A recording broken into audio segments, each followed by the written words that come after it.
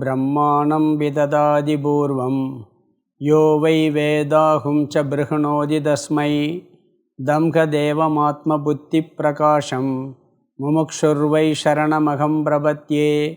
ओं नमो ब्रह्मादिभ्यो ब्रह्मविद्या सम्प्रदायकर्तृभ्यो वंशऋषिभ्यो महत्यो नमो गुरुभ्यः। सर्वोपप्लवरहितः प्रज्ञानगणः प्रत्यगर्तो ब्रह्मैवाहमस्मि। ओं ब्रह्मानन्दं परमसुगतं केवलं ज्ञानमूर्तिं द्वन्द्वातीतं गगनसदृशं तत्त्वमस्यादिलक्ष्यम् एकं नित्यं विमलमजलं सर्वदी साक्षिभूतं भावातीतं त्रिगुणरहितं सद्गुरुं तं नमामि। गुरुर्ब्रह्मा गुरुर्विष्णु गुरुर्देवो महेश्वरः गुरु साक्षात् परं ब्रह्म तस्मै श्री குரவே நமக. முதல் ஸ்லோகம் 49வது ஸ்லோகம் படிக்கணும். முதல் ஸ்லோகம் பிரார்த்தனை ஸ்லோகம். ஸ்ரீஹரிம் பரமானந்தம் உபதேஷ்டாரமீஸ்வரம் வியாபகம் சர்வலோகானாம் காரணம் தம் நமாம்யகம். 49. பிரம்மண சர்வபூதானி ஜாயந்தே பரமாத்மனஹ தஸ்மாதேதானி பிரம்மைவ பவந்தீத்யவதாரயேத். பிரம்மண சர்வபூதானி ஜாயந்தே பரமாத்மனஹ தஸ்மாதேதானி பிரம்மைவ பவந்தீத்யவதாரயேத்.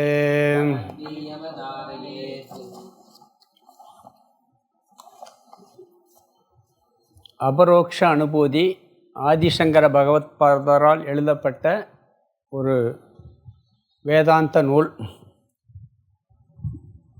இதில் நாம் 48 ஸ்லோகம் பார்த்து 49 ஸ்லோகம் பார்க்க போனோம். இதில் பிரார்த்தனையோடு ஆரம்பித்தார். பிறகு அதிகாரித்துவம், அதற்கு முன்னாடி அனுபந்த சதுஷ்டயம்.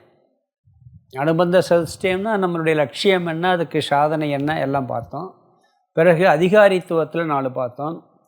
பிறகு ஞானயோக பிரவேசம், விசாரத்தினுடைய அவசியத்தை பார்த்தோம். ஞானத்துக்கு விசாரந்தே முக்கியங்கிறது. பிறகு வேதாந்த விசாரத்தை சுருக்கமாக ஸ்லோகம் 12லேருந்து 16 வரைக்கும் சொன்னார். சொல்லி முடிச்சுட்டு பிறகு ஆத்ம விசாரம் ஆரம்பிக்கப்பட்டது. ஆத்மாவினுடைய தன்மை என்ன, அனாத்மாவினுடைய தன்மை என்ன, ஆத்ம அனாத்ம விசாரம் 17லேருந்து 40 வரைக்கும் பார்த்தோம். வேதாந்த விசாரத்தை சுருக்கமாக சொல்லிவிட்டு அதில் நான் யாருன்னு ஒரு கேள்வி வரும். அதுக்கு விசாரம் பண்ணி பார்க்கும் பொழுது ஆத்மா அப்படிங்கிற தத்துவத்தை சொல்லி அந்த ஆத்ம விசாரத்தை 17லேருந்து 40 வரைக்கும் சொன்னார். அதில் அனாத்மாவினுடைய லட்சணம் என்ன, ஆத்மாவினுடைய லட்சணம் என்னன்னு சொல்லி ஒவ்வொன்றையும் விளக்கி அதுக்கு அனுபவ பிரமாணம், யுக்தி பிரமாணம், உபனிஷத் பிரமாணம் எல்லாம் சொல்லப்பட்டது.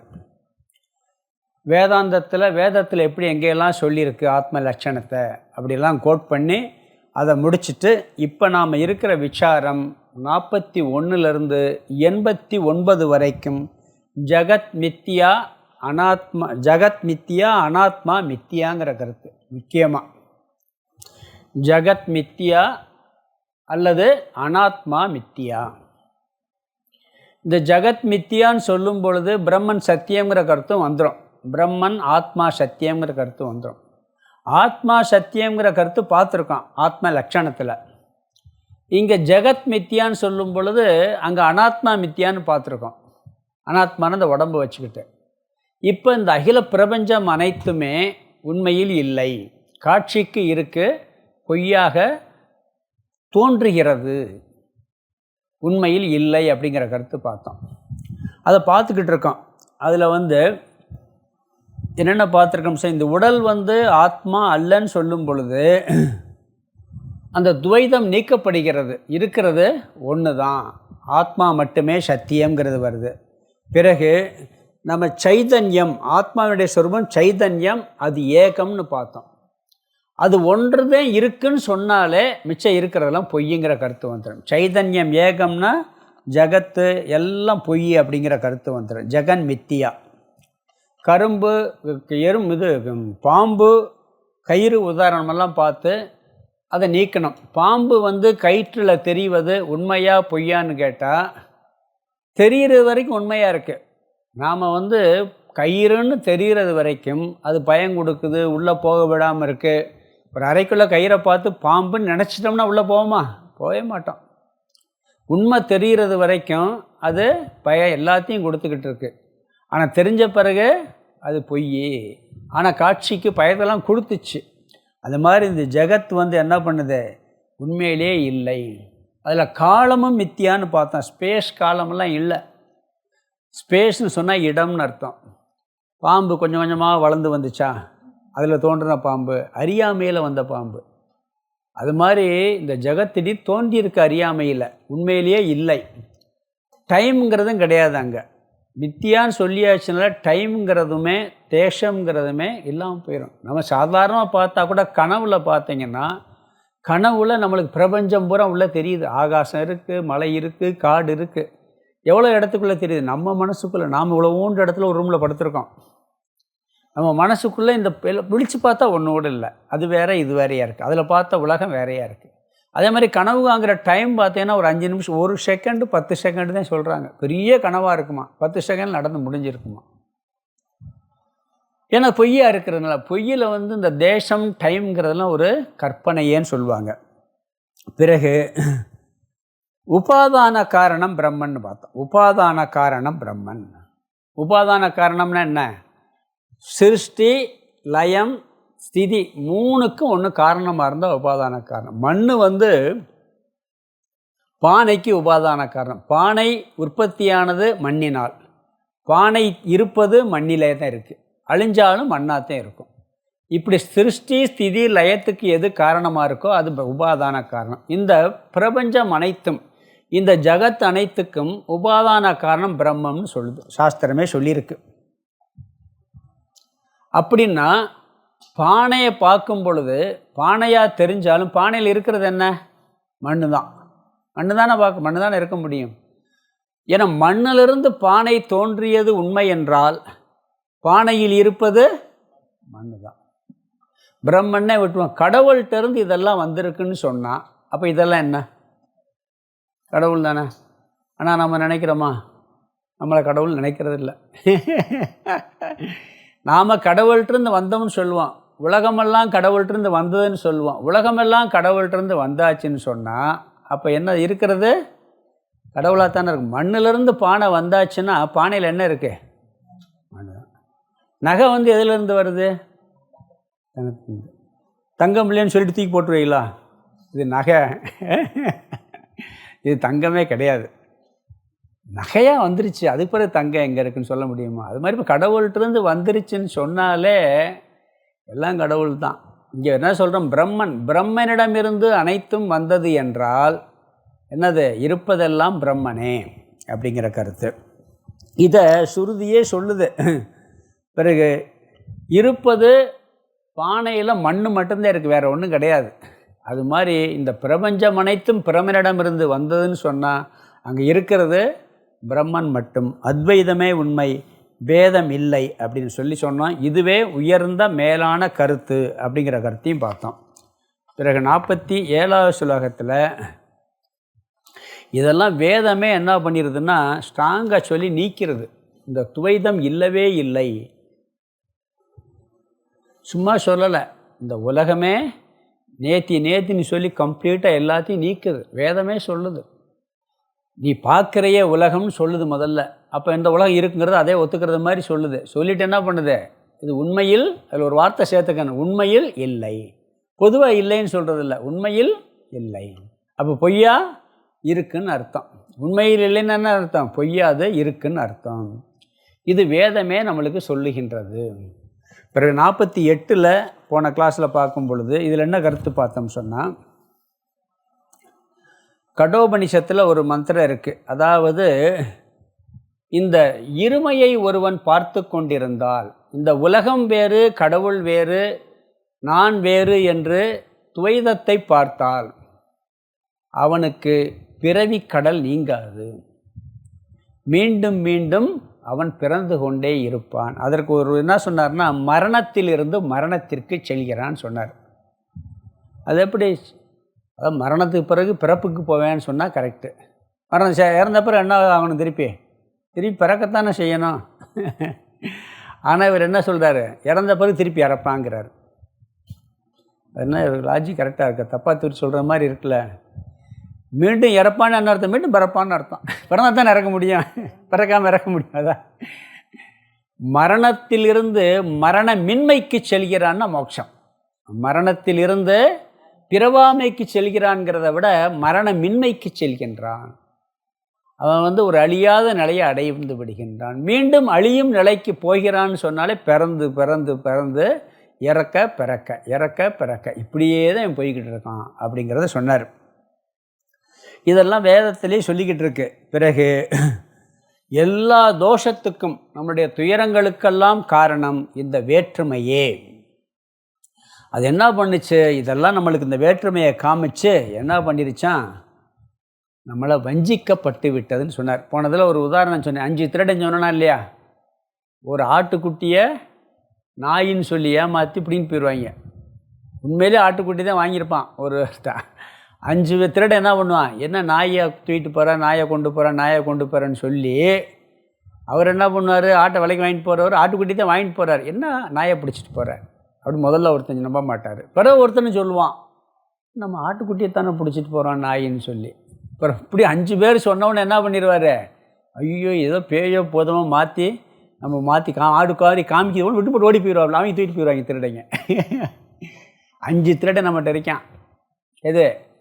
5 பொறிகள் இருக்குது. இதெல்லாம் இந்த உலகத்தை உண்மையான பிரம்மனை மறைத்து உலகமாக காண்பித்து கொண்டிருக்கின்றது. நம்மளை ஏமாற்றிக்கிட்டு இருக்கு. அதனால் என்ன பண்ணிடுது? பிரம்மன் நம்மளுக்கு தெரியலை. பிரம்மனை நம்ம என்ன பண்ண? திருடன்ட்டு ஒப்படைச்சிட்டோம். தெரியாமல் நம்ம இருக்கோம். நம்மளுடைய சொரூபம் தெரியவில்லை. இப்படியெல்லாம் மாயை என்ன பண்ணிருச்சான்? இந்த புலன்களால் வஞ்சிக்கப்பட்டு விட்டது. மாயையினால், இந்த அறியாமையினால் வஞ்சிக்கப்பட்ட மனிதன் மீண்டும் மீண்டும் இறந்து பிறந்து இறந்து பிறந்து கொண்டே இருக்கின்றான். அவன் சம்சார சுழலில் சிக்குண்டு தவிப்பான். அவனுக்கு மோட்சம் என்பது இல்லை. இது 48வது ஸ்லோகத்தில் பார்த்து வஞ்சிக்கப்பட்டதுன்னு சொல்கிறார். மாயை 2 மாயை இருக்குது. வித்யா மாயைன்னு ஒன்று இருக்குது, அவித்யா மாயைன்னு இருக்குது.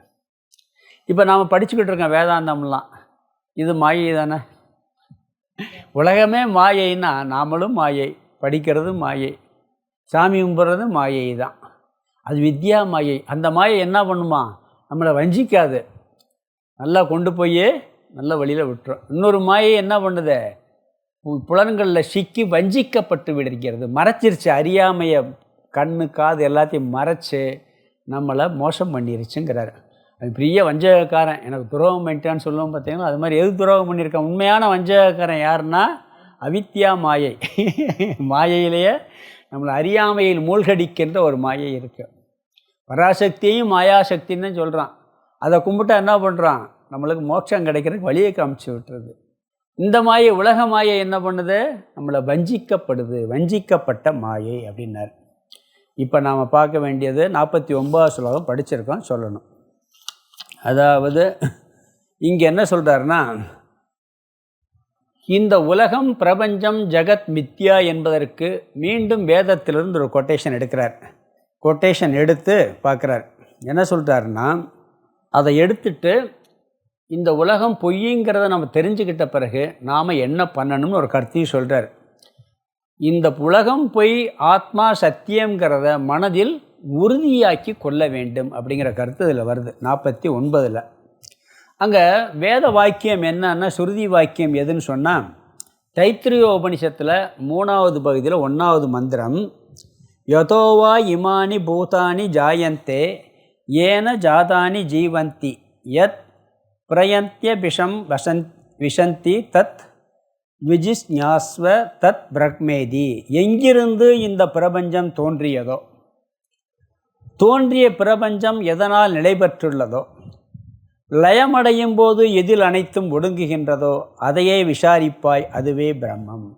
போன ஸ்லோகத்தில் உபாதான காரணம்னு ஒன்று பார்த்தோம். பிரம்மன் உபாதான காரணம். உதாரணம் என்ன?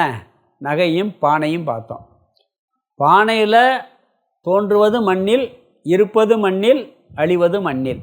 அது மாதிரி இந்த உபனிஷத்து என்ன சொல்லுது? எங்கேருந்து இந்த பிரபஞ்சம் தோன்றுச்சோ, இந்த பிரபஞ்சம் எதில் நிற்குதோ, எதில் ஒடுங்குதோ அதுவே பிரம்மன். அந்த பிரம்மத்தை நீ விசாரிப்பாயான்னுச்சு.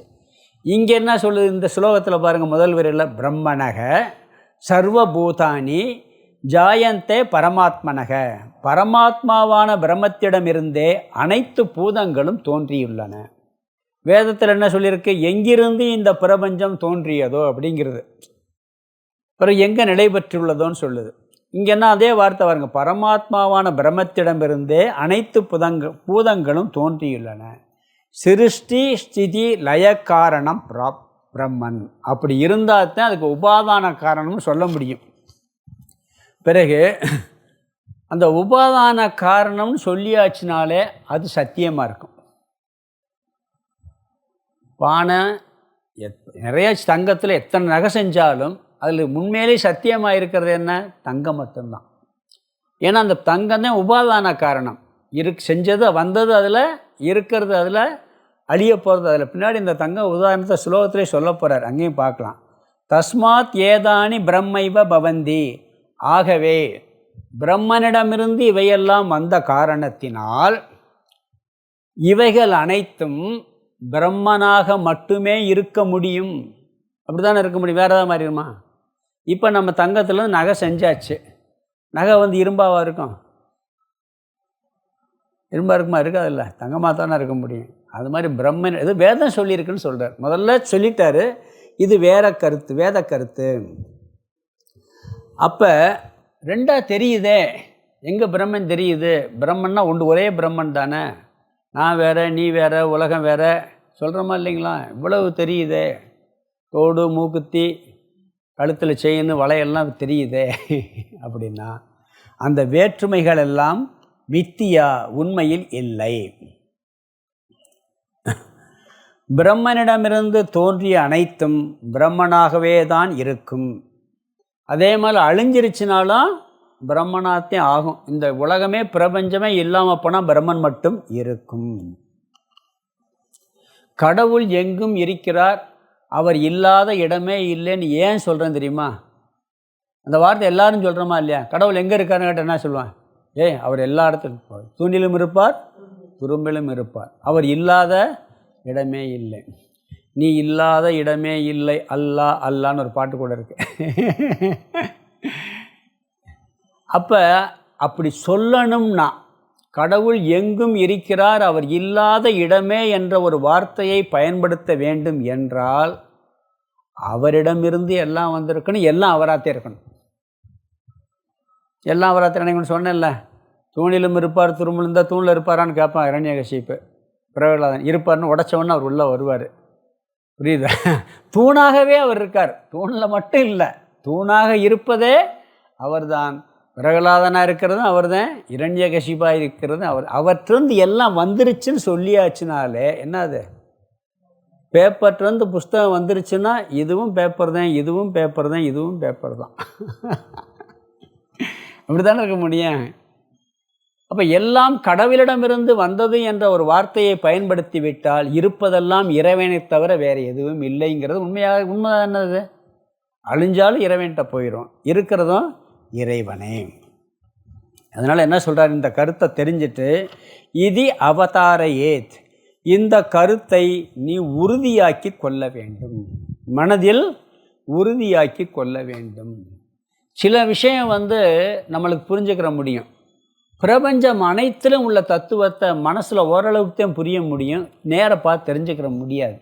வேதமெல்லாம் சொல்லியிருக்கு, அனுபவத்தில் கொஞ்சம் யோசித்து பார்த்தா கரெக்டாக தெரியுது.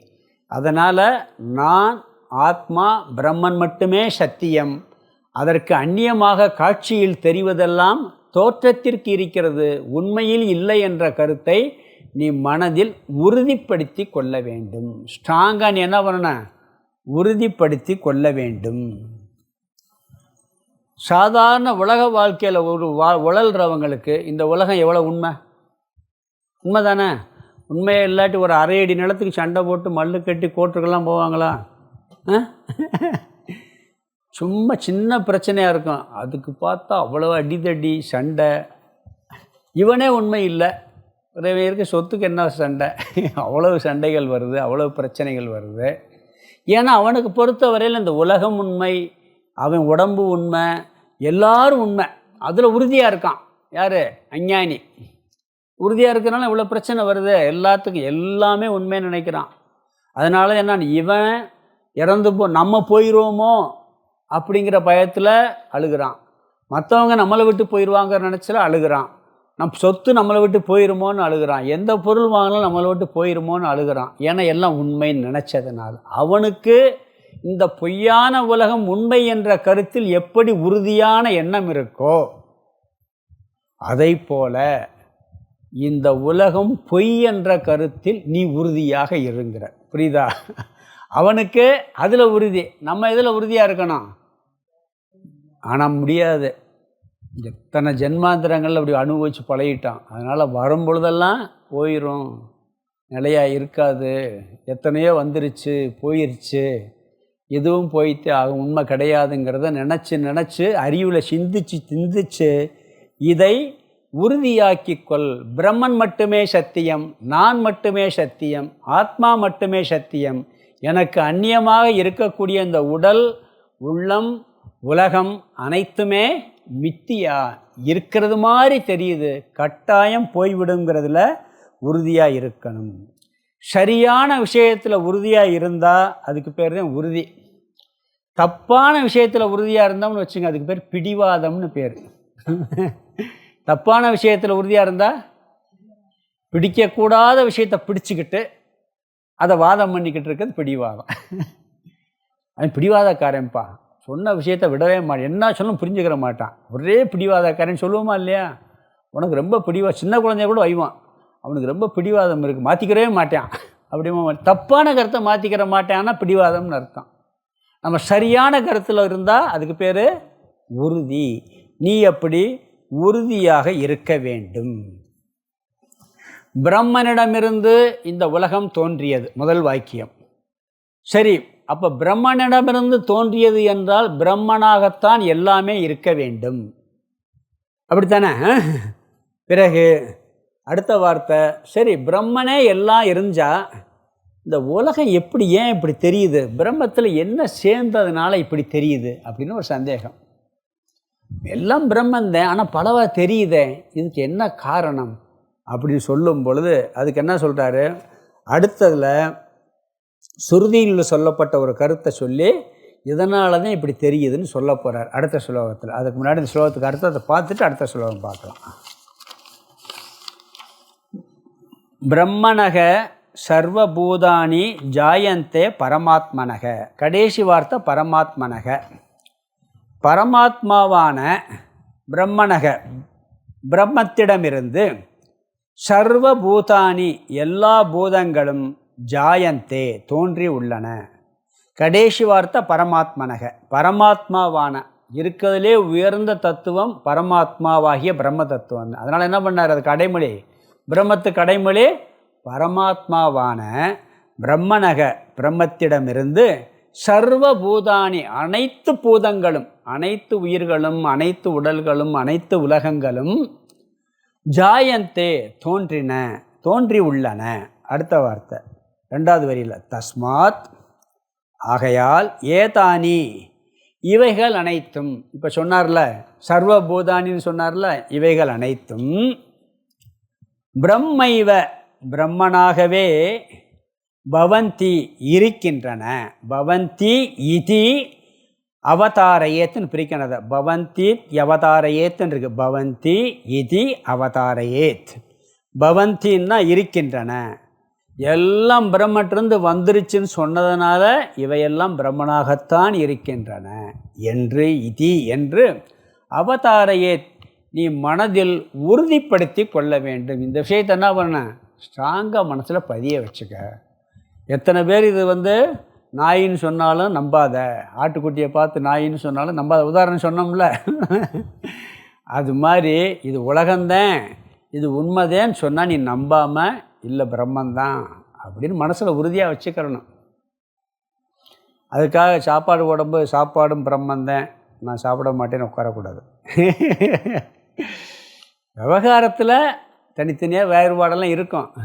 ஆனால் நம்ம மனசுக்குள்ளே ஆழமாக இதெல்லாம் பிரம்மந்தேங்கிற கருத்தில் உறுதிப்படுத்தி கொள்ள வேண்டும். ஸ்லோகம் 50 படிக்கலாம். பிரம்மைவ சர்வநாமானி ரூபாணி விவிதானி ச கர்மாண்யபி சமக்ராணி பிபர்த்தீதி ஸ்ருதிர்ஜகௌ பிரம்மைவ சர்வநாமானி ரூபாணி விவிதானி ச கர்மாண்யபி சமக்ராணி பிபர்த்தீதி ஸ்ருதிர்ஜகௌ. இங்கே ஒரு சுருதி வாக்கியம் என்ன சொல்கிறான்னு சொன்னால், பிருகதாரண்ய உபனிஷத்தில் 1:6:1 1வது அத்தியாயம் 6வது பகுதியில் முதல் மந்திரம். அதில் என்ன சொல்லியிருக்காருன்னா, சர்வாணி நாமானி பிபர்த்தி சர்வாணி ரூபாணி பிபர்த்தி. அதாவது எல்லா நாமங்களையும் தாங்குவது, எல்லா ரூபங்களையும் தாங்குவது, எல்லா நாமங்களையும் தாங்குவது, எல்லா ரூபங்களையும் தாங்குவது எதுன்னு சொன்னால் இந்த பிரம்மன் தான் அப்படின்னு வேதத்தில் சொல்லியிருக்கு. அதை இங்கே முதல் விரல் எப்படி சொல்கிறாருன்னா, பிரம்மைவ சர்வநாமானி ரூபாணி விவிதானி ச அப்படிங்கிறார். பிரம்மைவ சர்வநாமானி ரூபாணி விவிதானி ச அப்படிங்கிறார். பிரம்மனே தான் பலவிதமான பெயர்களையும் வடிவங்களையும், மேலும் 2வது வரியில் பார்த்திங்கன்னா கர்மாண்யபி சமக்ராணி எல்லா செயல்களையும் விபர்த்தி தாங்குகின்றது. பொதுவாக நாம் பார்க்குற எல்லாத்துலேயும் உண்மையிலே என்ன இருக்குதுன்னு சொன்னால் ஒரு வடிவம் இருக்குது, பிறகு ஒரு நாமம் இருக்குது, ஒரு ஃபார்ம். இது இப்படிப்பட்ட வடிவம். அந்த வடிவம் வந்தவன் என்ன பண்ணுவான், அதுக்கு ஒரு பேர் வச்சிருவான். குழந்தை பிறந்துடுது, ஒரு வடிவம் வந்துடுது, வந்த உடனே அடுத்து என்ன வேலை, பெயர் சூட்டு விழா வைக்கிறோமா இல்லையா? பெயர் சூட்டு விழா வச்சிடுறான். எது வந்தாலும் ஒரு பேர் வச்சுருவான். புதுசாக ஒன்று தயார் பண்ணுறான்னு வச்சுங்களேன், ஒரு ட்ரெஸ்ஸு தயார் பண்ணால் கூட ஒரு சினிமா படத்தில் ஏதாவது போட்டிருப்பாங்க, அந்த பேரை சொல்லி இந்த ட்ரெஸ்ஸுக்கு பேரை வச்சுருவான். அந்த டிசைன் அப்படிம்பான். ஒரு ஒரு ஒரு தயார் பண்ணியாச்சுன்னு சொன்னால், ஒரு வண்டி கார் தயார் பண்ணாக்க அந்த காருக்கு ஒரு மாடல், இந்த கார் மாடலுக்கு இந்த பேர் அப்படின்னு இருக்கான். பைக் எடுத்தால் இந்த மாடல் பைக்குக்கு இந்த பேர், அந்த அந்த மாடல்னால் அதுக்கு ஒரு வடிவம் இருக்கும். அப்படி ஒரு வந்திருக்கிறதுலாம் என்னன்னு சொன்னால் ஒரு ஃபார்ம் வந்திருக்கு, அதுக்கு ஒரு பேர் வந்திருக்கு. இந்த நாம ரூபமெல்லாம் எப்படின்னு சொன்னால் அதோட ஒரு செயலும் வந்திருக்கு அப்படிங்கிறார். இப்போ பானையில் நம்ம இப்போ மண்ணில் பானை தான் இப்போ செய்கிறோம், வேறு ஒன்றும் பெருசாக செய்கிறது இல்லை. ஆனால் பித்தளையில் இல்லை சில்வரில் போடுறோம்ல, இந்த எவர் சில்வர்னு சொல்கிறோம்ல, என்னென்ன பண்ணுறான், தட்டு, டம்ளரு, பிறகு பானை, ஜக்கு எல்லாம் பண்ணுறோமா இல்லையா? அப்போ உண்மையிலே அந்த எவர் சில்வருங்கிற ஒன்றுலேருந்து எத்தனை வடிவம் வருது. வடிவம் வந்தோன்னு என்ன பண்ணுது, எல்லாம் எவர் சில்வர் தானே, பேர் ஒன்று தான். அதே மாதிரி நகையும் அப்படித்தான். நகை தங்கத்திலேருந்து என்ன பண்ணுறான், காதில் போட்டால் தோடு, மூக்கில் போட்டால் மூக்குத்தி, கையில் போட்டால் வளையல், கழுத்தில் போட்டால் செயின், இடுப்பில் கட்டினா ஒட்டியானம். எத்தனை பேர் வருது, ஏகப்பட்ட பேர், ஏகப்பட்ட வடிவம். ஒரே பொருள் அங்கே என்ன வந்திருக்கு, உண்மையிலே வந்திருக்குன்னு பார்த்தா தங்கம் என்னவா மாறி இருக்கு, ஒரு பேர் வந்திருக்கு, ஒரு வடிவம் வந்திருக்கு. அது மாதிரி பிரம்மத்திடமிருந்து சூரியன் ஒரு பேர், சந்திரன் ஒரு பேர், அதுக்கு ஒரு வடிவம், உலகம்னு ஒரு பேர், மனுஷன்னு ஒரு பேர், மிருகம்னு ஒரு பேர், அதுக்கு ஒரு யானைன்னு ஒரு பேர், அதுக்கு ஒரு வடிவம். இப்படி பெயரும் வடிவமும் வந்திருக்கு. அதோடு நின்று போச்சுன்னா அதுக்கு ஒரு செயலும் இருக்குது. செயல் இருக்கா இல்லையா? டம்ளர்னால் தண்ணி குடிக்கலாம், டம்ளரில் சமைக்க முடியுமா? சமைக்க முடியாது. பானைனா சமைக்கலாம், பானையில் தண்ணி குடிக்கலாமா? குடிக்கலாம், ஒரு அரைக்க மாதிரி இருந்தால் தூக்கி குடிக்கலாம். என்ன அண்டான்னா அதுக்கு ஒரு செயல் இருக்குது. அது மாதிரி வளையல்னால் கையில் தான் போட முடியும். வளையலை போய் கழுத்தில் போட முடியுமா? அது தோடை போய் கழுத்தில் போட முடியுமா? போட முடியாது. செயினை கையில் போட்டால் என்ன ஆகும்? கீழே விழுந்துடும். ஒரு வடிவம் ஒரு ரூபம் வந்துருச்சுன்னா அதுக்கு ஒரு செயலும் வந்துடுதா இல்லையா? செயல் இருக்குல்ல, எல்லாத்துக்கும் பாருங்கள் செயல். இரும்பு எடுத்துக்குங்க, இரும்பில் மண்வெட்டி செஞ்சால் அதுக்கு ஒரு செயல், கடப்பாரை செஞ்சால் அதுக்கு ஒரு செயல், கத்தி செஞ்சால் அதுக்கு ஒரு செயல், ஒரு கம்பி செஞ்சால் அதுக்கு ஒரு செயல், எல்லாத்துக்கும் ஒரு செயல் வந்துடுது. ஒரு நாமம், ஒரு ரூபம், ஒரு செயல். இது எல்லாம் மித்தியா இருக்கிறது ஒரே பொருள். அப்படி பிரம்மனிடமிருந்து என்னென்ன வந்திருக்குன்னா, இந்த உலகம் ஒரு பேர் ஒன்று வந்திருக்கு, பிறகு ஒரு ரூபம் வந்திருக்கு, பிறகு ஒரு செயல் வந்துருச்சு. அதுக்குன்னு ஒரு காரியம் இருக்கும். ஒவ்வொன்றுக்கும் ஒரு செயல் இருக்கா இல்லையா? கர்மான்யபி ஜமக்ராணி, எல்லா செயல்களையும் தாங்குகிறது அப்படிங்கிறார். இந்த படைப்பே பார்த்தீங்கன்னா செயலுக்கு தகுந்த மாதிரி படைச்சிருக்காரு. இப்போ காலில் விரல் இருக்குது பார்த்தீங்களா, அது குட்டையாக வச்சுருப்பார். கால் விரல் நீளமாக வச்சா ஒடிஞ்சு போயிடும் நடக்கும்போது. கை விரல் பார் குட்டையாக வச்சா செயல்படவே முடியாது, வேலையே செய்ய முடியாது. படைப்பே பார்த்தீங்கன்னா அந்த என்ன செயலுக்கு எது வேணுமோ அதைத்தான் படைச்சிருக்கிறாரு.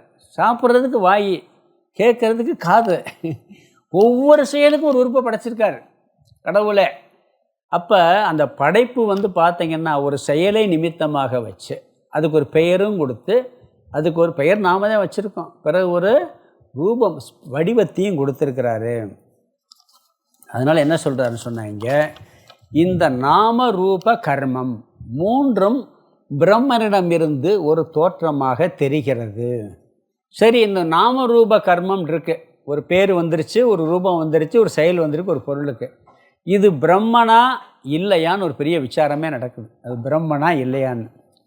ஒரு கோணத்தில் பார்த்தா பிரம்மன் தான், ஏன்னா அதுக்கிட்டேருந்து வந்திருக்கு, அப்போ எல்லாமே பிரம்மன் தான். இன்னொரு கோணத்தில் பார்த்தா பிரம்மன் இல்லை. ஏன்னா இந்த நாமமும் ரூபமும் ஓடி போயிடும், நிற்காது. தங்கம் நிற்கும், மூக்குத்தி வலையெல்லாம் அழித்து மாற்றி டிசைன் மாறணும்னு அழிச்சிருவோம், அழிச்செஞ்சிருவோமா இல்லையா? அப்போ இந்த நாம ரூபம் பொய்யாக இருப்பதால் அது பிரம்மம் இல்லை, நாம ரூபம் பிரம்மன் இல்லைன்னு சொல்லிடலாம். ஒரு கோணத்தில் பார்த்தா அதுலேருந்து தானே வந்துச்சு, அப்போ அதுவும் பிரம்மன் தான்னு சொல்லலாம்.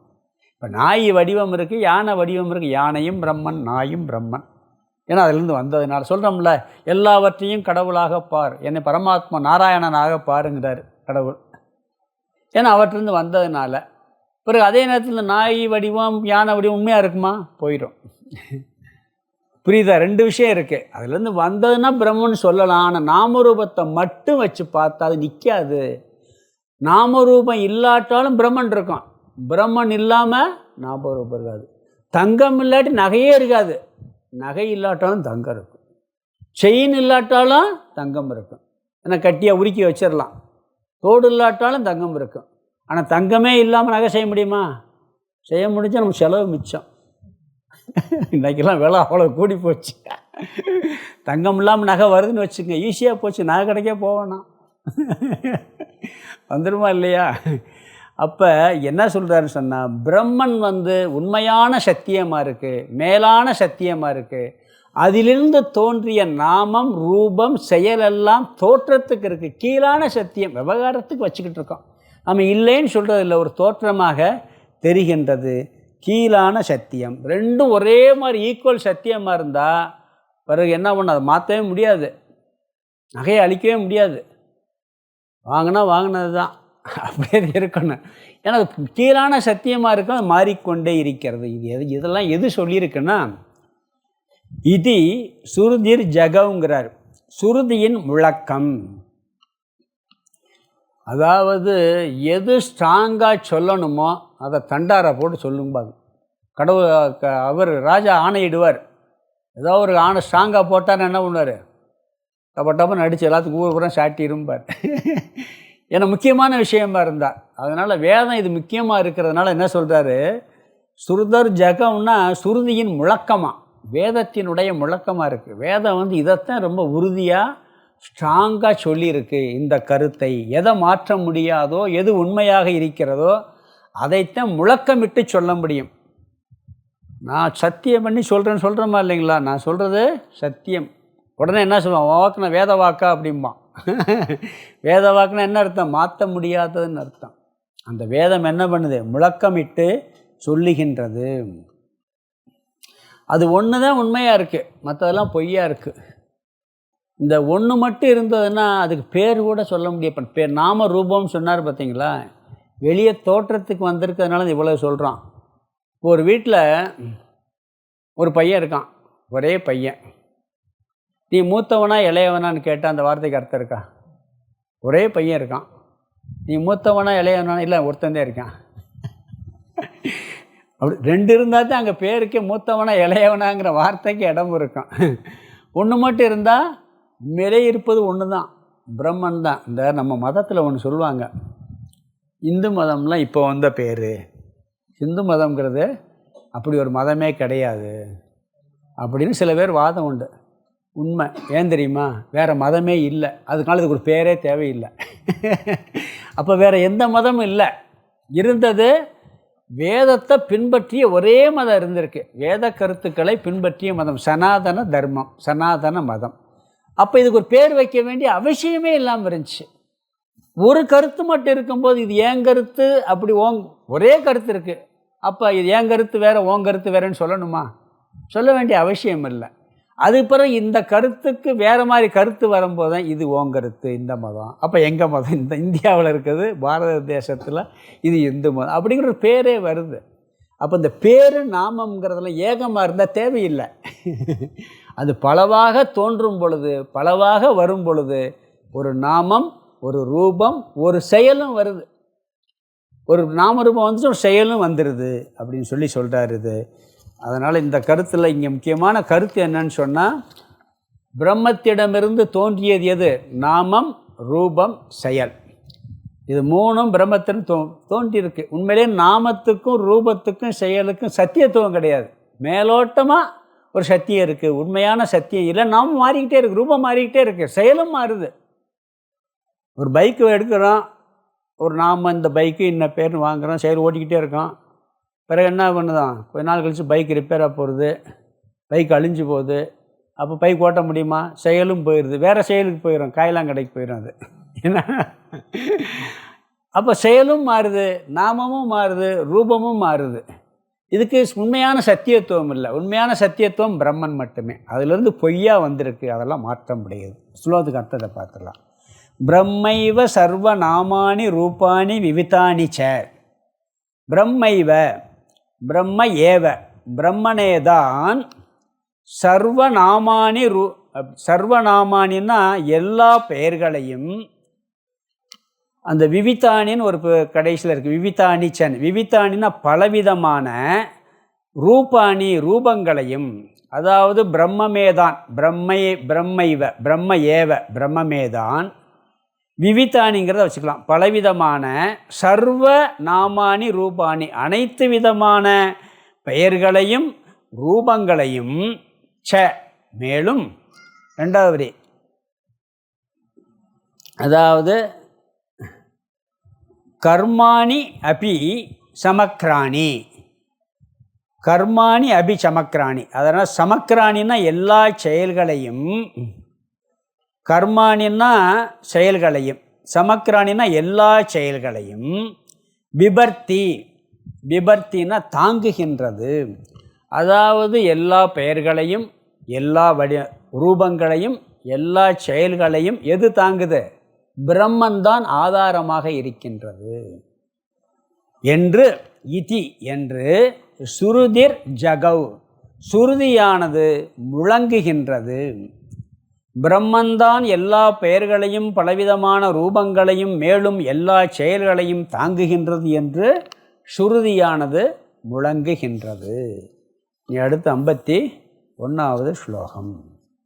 இதில் ஒரு வார்த்தை புரிஞ்சுக்கிறணும். பிரம்மன் தான் எல்லான்னு சொல்கிறதுல இப்போ நாம் பார்த்துக்கிட்டு இருக்க கருத்து ஜெகன் மித்தியா.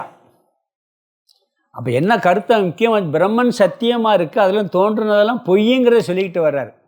அதுக்காக என்ன சொல்ற, அதுலேருந்து வந்திருக்கு, ஆனால் இது உண்மையிலே பிரம்மன் தான். அப்போ இருக்கிறது எப்படின்னா மித்தியா அப்படிங்கிறத புரிஞ்சுக்கிறணும். நாம் வர்ற இப்போ டாபிக் என்ன டாப்பிக்கில் இருக்கோம்? ஜெகன் மித்தியா அப்படிங்கிற டாப்பிக்கில் இருக்கோம்.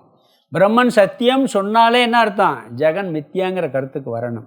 அந்த கருத்துக்காகத்தான் நாமம் ரூபம் கர்ம அப்படிங்கிற கருத்தை சொல்லியிருக்கிறாரு. அடுத்து 51வது ஸ்லோகம் படிக்கலாம். நம்ம சொன்ன உதாரணத்தை அப்படியே இங்கே சொல்கிறாரு. அந்த உதாரணம் நாங்கள் புரியறதுக்கு அங்கேயே சொல்லிட்டேன். இங்கே இந்த ஸ்லோகத்திலே சொல்கிறார். எளிமையான ஸ்லோகம் படிக்கலாம். 51. ஸ்வர்ணா ஜாயமானஸ்ய ஸ்வர்ணத்வம் ச சாஸ்வதம் பிரம்மணோ ஜாயமானஸ்ய பிரம்மத்வம் ச ததா பவேத் ஸ்வர்ணா ஜாயமானஸ்ய ஸ்வர்ணத்வம் ச சாஸ்வதம் பிரம்மணோ ஜாயமானஸ்ய பிரம்மத்வம் ச ததா பவேத். இங்கே தங்க உதாரணத்தை சொல்கிறார். இப்போ நம்ம சொன்ன கருத்துக்கு தங்க உதாரணம் ஏற்கனவே நம்ம விலைக்கு சொல்லியிருக்கேன். இருந்தாலும் இந்த சுலோகத்தையே சொல்கிறார். முதல் வரியில் என்ன சொல்கிறார் பார்த்தீங்கன்னா, ஸ்வர்ணாத் ஜாயமானஸ்ய, தங்கத்திலிருந்து தோன்றிய பொருளில் ஸ்வர்ணத்வம் சாஸ்வதம், தங்கத்தின் தன்மை எப்பொழுதும் சாஸ்வதமாக இருக்கும். தங்கத்திலேருந்து ஒரு பொருள் வந்துருச்சுன்னா அதில் தங்கம்தான் இருக்கும். 24 காரட் 22 காரட்டு தங்கத்தில் தான் நகை செய்ய முடியும். 24 காரட்டில் செய்ய முடியாது. அதில் கொஞ்சம் என்ன பண்ணுவாங்க, செம்பு சேர்த்து 22 காரட்டாக மாற்றிடுவாங்க. 22 காரட்டில் தங்கம் செஞ்சால் நகை என்னவாக இருக்கும்? 22 காரட்டாக இருக்கும். ஒருவேளை செய்கிற ஒரு ஃப்ராடு பண்ணுனா என்ன ஆகும்? குறைஞ்சி போயிடும். 22 காரட் 20 காரட் ஆகிடும். கரெக்டாக அவர் எவ்வளவு செம்பு சேர்த்து செய்கிறாரோ, எத்தனை காரட்டில் செய்கிறாரோ அத்தனை காரட்டு தங்கம் தான் நகையிலையும் இருக்கும். அந்த தன்மை மாறவே மாறாது. உண்மையிலேயே சொக்கத்தங்கம் சொல்கிறோம்ல, அந்த சொக்கத்தங்கத்தில் செஞ்சால் சொக்கத்தங்கமாகத்தே இருக்கும். பிறகு சொக்கத்தங்கத்தை கொஞ்சம் கலப்படம் பண்ணி செஞ்சால் கலப்படம் பண்ண தங்கமாகத்தே இருக்கும். இரும்பில் ஒரு பொருள் செஞ்சால் இரும்பாகத்தே இருக்கும். செம்பில் செஞ்சால் செம்பாகத்தே இருக்கும். நிறைய பேர் இப்போ என்ன கவரிங்கை போட்டு ஏமாற்றிடுறாங்களா இல்லைங்களா? ஒரு இது கூட படித்தேன். இந்த ஓசி வாங்கிட்டு போகிறாங்க பற்றியில நகை. ஒரு அம்மா ஒரு பெரிய நெக்லஸ் ஓசி வாங்கிட்டு போயிருக்கு. திருடு போயிடுச்சு. இதுக்கு பயம் இவ்வளவு போச்சுன்னு சொல்லி அந்த மாடல்லாம் ஃபோட்டோவில் பார்த்து அதே மாதிரி இப்போ என்ன பண்ணுறதுன்னு சொல்லி செஞ்சு அந்த நகையெல்லாம் அந்த நெக்லஸ் செஞ்சு கஷ்டப்பட்டு ரொம்ப கடன்லாம் வாங்கி செஞ்சு அந்த நகையை கொடுத்துருச்சு. இப்போ என்ன ஒன்றும் அவசரம் இல்லை அப்படின்னு சொல்லியிருக்கு. சொன்ன உடனே இல்லை ஒரு உண்மையை சொல்லிச்சான். ஐயா அது கவரிங்க. அப்படியா, இது நான் உண்மையாக அது தொலைஞ்சு போச்சு, உண்மையிலே செஞ்சு கொடுத்தேன்னுச்சான். அப்போ எவ்வளோ சந்தோஷம் இருக்கும் பாருங்க அதுக்கு. அதனால தான் கேட்காமே இருந்திருக்கு. போலி அப்போ போலி நகையில் செஞ்சால் போலியாகத்தே இருக்கும். உண்மையான தங்கத்தில் செஞ்சு தங்கமாகத்தே இருக்கும். பிரம்மனிடமிருந்து உண்மையிலேயே வந்ததாக இருந்தால் இது பிரம்மனாகத்தான் இருக்க முடியும், வேறாக இருக்கவே முடியாது. தங்கத்திலேருந்து ஒன்று வந்தால் தங்கமாகத்தே இருக்கும்.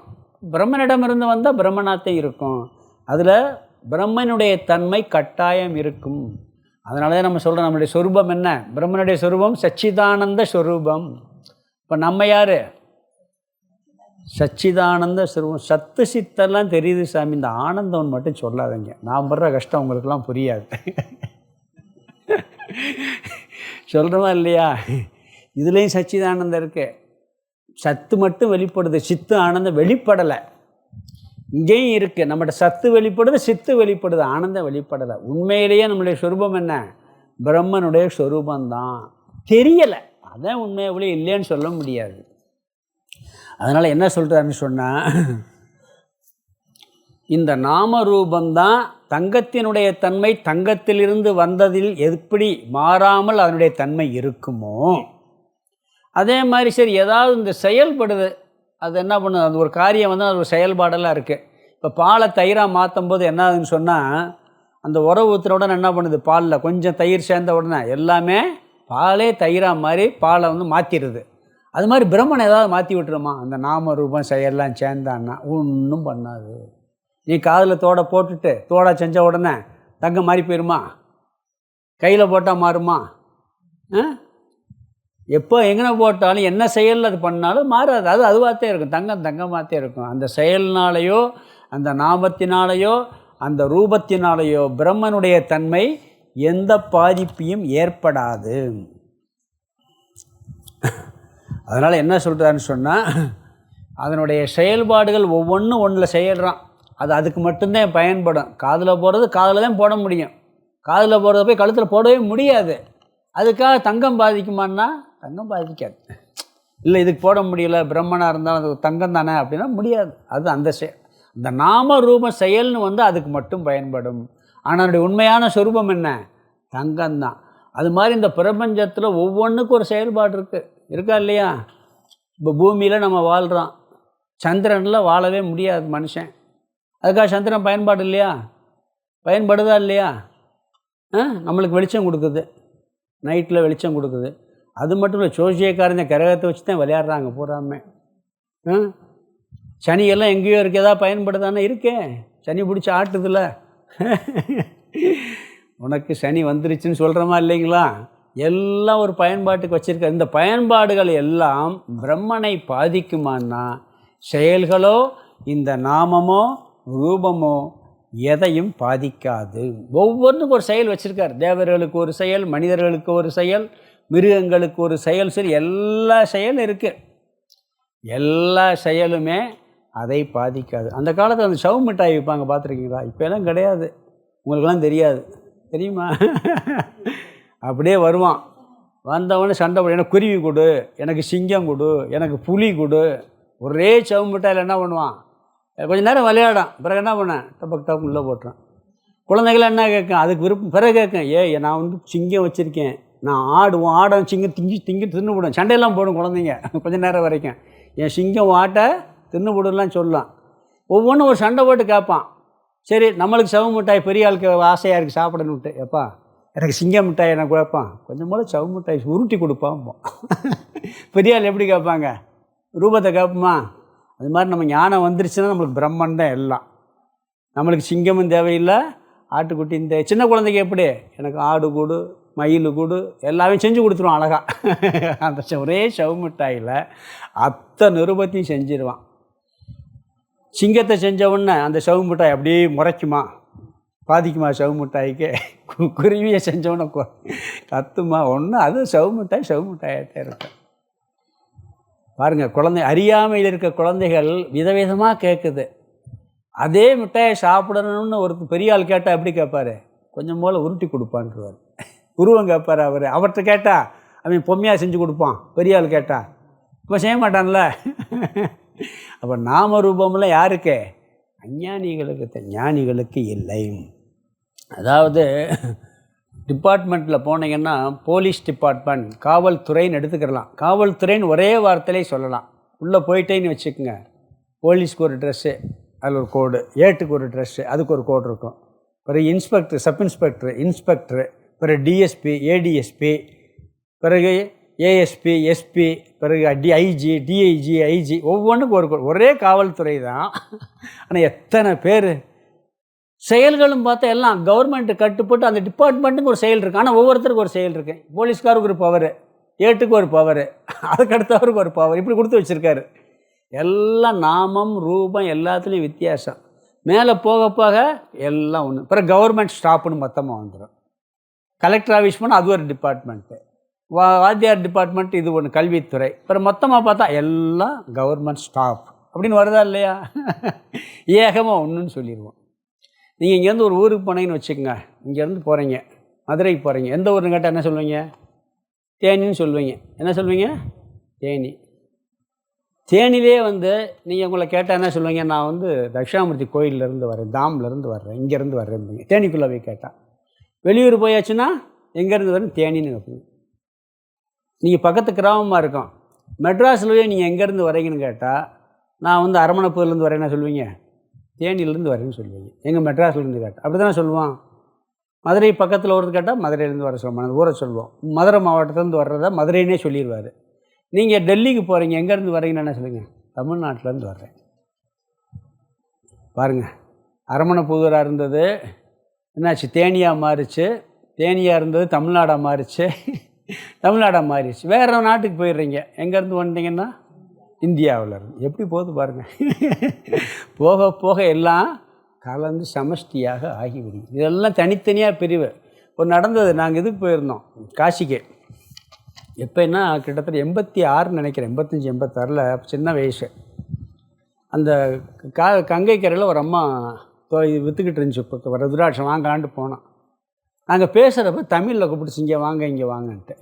ஏன் நம்ம நாட்டுக்காரங்களா இருக்காங்களே பரவாயில்ல அப்படின்னு நாங்கள் நேராக போனோம். பக்கத்தில் போன உடனே, என்னம்மா நீ தமிழ்நாடா? ஆமாம் தமிழ்நாடு இருந்துச்சு. எந்த ஊருமா அப்படின்னு கேட்டேன்.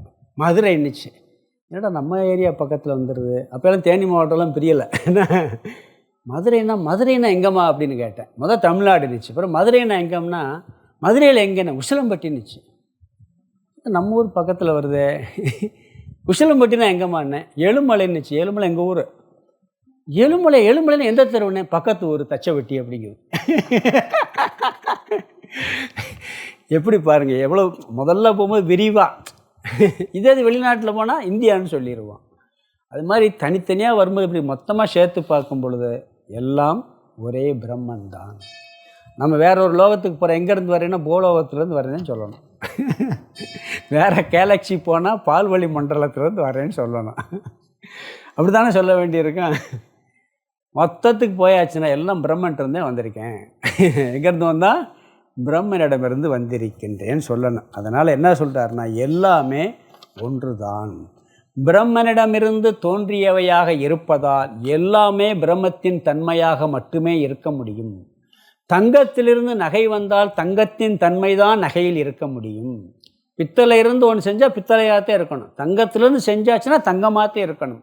அதுபோல பிரம்மனிடமிருந்து இந்த பிரபஞ்சம் அனைத்தும் வந்ததால் உண்மையில் இதில் இருக்க வேண்டியது பிரம்மத்தின் தன்மை தான். மற்றவையெல்லாம் மித்தியா. மற்ற என்ன சொன்னாலும் அதெல்லாம் ஒரு தோற்றமே ஒழிய உண்மை அல்ல அப்படிங்கிற கருத்து தான் இதனுடைய கருத்து. ஸ்லோகத்துக்கு அர்த்தம் பார்த்துடலாம். ஸ்வர்ணாத் ஜாயமானஸ்ய, ஸ்வர்ணாத் ஜாயமானஸ்ய பிரிச்சம்னா ஸ்வர்ணாத். சுவர்ணாத்னா தங்கத்திலிருந்து, ஜாயமானஸ்ய உண்டாகிய பொருளில், தங்கத்திலிருந்து உண்டாகிய பொருளில். முதல்ல ஸ்வர்ணத்துவம் ச, தங்கம் என்ற தன்மையானது, தங்கத்திலிருந்து தோன்றிய பொருள்களில் தங்கத்தினுடைய தன்மையானது சாஸ்வதம் நிரந்தரமானது, எப்பொழுதும் இருக்கும். அதை நீக்க முடியுமா? தங்கத்திலிருந்து ஒரு பொருள் வந்தாச்சுன்னா அதில் தங்கம் எப்பயும் இருக்கும். அதில் இருக்க நாமரூபம் மாறும், ஆனால் தங்கம் மாறவே மாறாது, எப்பொழுதும் இருக்கும். சாஸ்வதம்ங்கிறார். சாஸ்வதம்னு என்ன அர்த்தம்? தங்கத்திலிருந்து ஒரு பொருள் தோன்றியாச்சுன்னா அதில் தங்கம்தான் இருக்கும், தங்கத்தை தவிர வேறு ஒன்றும் இருக்க போகிறதில்ல, எப்பொழுதும் இருக்கும். ததா, ரெண்டாவது வீரில் கடைசி வார்த்தைக்கு முதல் வார்த்தை ததா. அதுபோல் பிரம்மனோ, அதை பிரிச்சோன்னா பிரம்மனக, பிரம்மத்திலிருந்து ஜாயமானஸ்ய, முதல் வீரில் ஸ்வர்ணாத் ஜாயமானஸ்ய, இங்கே பிரம்மனக ஜாயமானஸ்ய, பிரம்மத்திடமிருந்து தோன்றிய இந்த உலகம் சேர்த்துக்கணும், தோன்றிய அனைத்திலும் இந்த உலகத்தில். அங்கே தங்கத்திலிருந்து உண்டாகின்ற எல்லா பொருள்களிலும், இங்கே பிரம்மத்திடமிருந்து தோன்றிய இந்த அனைத்து உலகத்திலும் அனைத்து பிரபஞ்சத்திலும் பிரம்மத்துவம் ச, ஜாயமானஸ்ய பிரம்மத்துவம் ச, பிரம்மம் என்ற தன்மையும் பவேத் இருக்கும். சாஸ்வதம்ங்கிற வார்த்தையை இங்கேயும் சேர்த்துக்கணும், எப்பொழுதும் இருக்கும். தங்கத்திடமிருந்து தோன்றிய பொருள்கள் அனைத்திலும் தங்கத்தினுடைய தன்மை எப்பொழுதுமே இருக்கும். தோடா வந்தால் இருக்காது, மூக்குத்தியாக வந்தால் இருக்காதுங்கிறது இல்லை, என்ன வந்தாலும் அதில் தங்கத்தினுடைய தன்மை இருக்கும். அதுபோல் பிரம்மத்திடமிருந்து தோன்றிய அனைத்திலும் அதனுடைய தன்மையே எப்பொழுதுமே இருக்கும். இது மாற்றவே முடியாது. என்ன செயல், அதுக்கு ஒரு செயல் இருக்குது, அதுக்கு ஒரு வடிவம் இருக்குது, அதுக்கு ஒரு ரூபம் இருக்குது. என்ன இருந்தாலும் கூட அதில் மாற்றமே மாறாது. ஓருருவம் ஒரு நாமம் ஒன்றும் இல்லாருக்கு, 1000 திருநாமம் பாடினாம் தெள்ளேனும் கொட்டோமோ. இருக்கா இல்லையா திருவாரத்தில்? ஒரு நாமம் ஓருருவம் ஒன்றுமே கிடையாதான், ஆனால் என்ன பண்ணுறான்? 1000 திருநாமம் பாடினாம் தெள்ளேனும் கொட்டோமோன்னு படிக்கிறோம். அது மாதிரி பிரம்மத்துக்கு ஒரு நாமம் ஓர் உருவம் கிடையாது. ஆனால் இப்படி தோற்றத்துக்கு பல ரூபமாக காட்சி கொடுத்து கொண்டு இருக்கின்றது. அடுத்ததில் என்ன சொல்ல போகிறான்னு சொன்னால், இதை புரிஞ்சுக்கிட்டால் நம்மளுக்கு மோட்சம் கிடைக்கும், இதை புரியலைன்னு சொன்னால் நம்மளுக்கு பயம் இருக்குங்கிறாரு. இந்த வேற்றுமையெல்லாம் நிறைய பார்த்தோம் சொன்னால் நம்மளுக்கு எப்படின்னா இருக்குமா, பயம் இருக்கும். அந்த பயம் போகாது அப்படிங்கிறார். அந்த பயம் சொன்னாலே அங்கே மோட்சம் இல்லைன்னு அர்த்தம். ஏன்னா மோட்சத்தினுடைய சொரூபம் என்ன, அபயம் சொல்கிறது. நாம் என்ன பண்ணுறோம், கடவுளும் நானும் ஒன்றுன்னு சொன்னால் அங்கே பயம் போயிடும். கடவுளும் நானும் வேறுன்னு சொன்னால் என்ன ஆகும், கடவுள் நம்ம கண்ணை குத்தி போடுவார், பயப்படுறோமா இல்லையா? சின்ன பிள்ளைகிட்ட என்ன சொல்கிறான், ஏய் தப்பு பண்ணாத, கடவுளை கண்ணை குத்திடுவாருன்னு சொல்கிறோமா இல்லையா? அந்த பயம் வந்துடுது. கடவுளும் நானும் ஒன்று, பிரம்மனும் நானும் ஒன்றுங்கிறதுல இருந்தால் அந்த பயம் போயிடும். இந்த அதர்மம் செய்கிறதுக்கு பயப்படணும். அஞ்சுவது அஞ்சாமை பேதமை, அஞ்சுவது அஞ்சல் அறிவார் தொழில்லாம் இருக்குது, அதுக்கு பயப்படணும். நாம் இந்த தத்துவத்தை புரிஞ்சுன்னா அபயத்தை அவன் அடைகின்றான், பயமின்மை அடைகிறான்னு சொல்லி அடுத்த ஸ்லோகத்தில் சொல்லி இதனாலதே மோட்சம் இருக்கும். அந்த இருமை எங்கேயெல்லாம் இருக்கோ அங்கே கட்டாயம் இந்த பயம் என்பது இருக்குன்னு சொல்லி அடுத்த ஸ்லோகத்தில் அதை பற்றி விளக்க போகிறாரு. நம்ம அதை அடுத்த வகுப்பில் பார்க்குறோம். ஓம் பூர்ணமத பூர்ணமிதம் பூர்ணாத் பூர்ணமுதச்யதே பூர்ணஸ்ய பூர்ணமாதாய பூர்ணமேவாவசிஷ்யதே. ஓம் சாந்தி சாந்தி சாந்தி. ஹரி ஓம் ஆதிகுருநாத சுவாமிக்கு ஜெய்.